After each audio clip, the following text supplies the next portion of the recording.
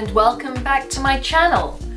My name's Gail if you're new here, and in today's video I'm going to recreate this soft rose gold smoky eye. So without further ado, let's begin.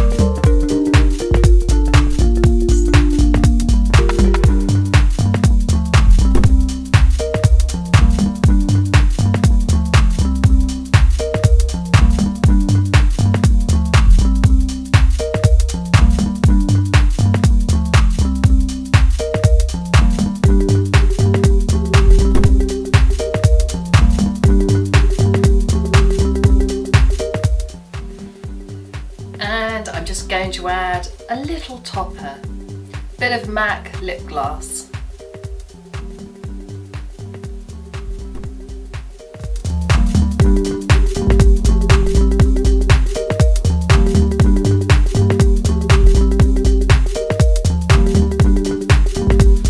Products that I've used today are linked below in the description box.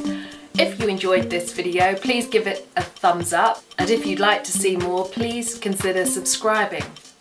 Thanks so much for watching, and I look forward to seeing you in the next video.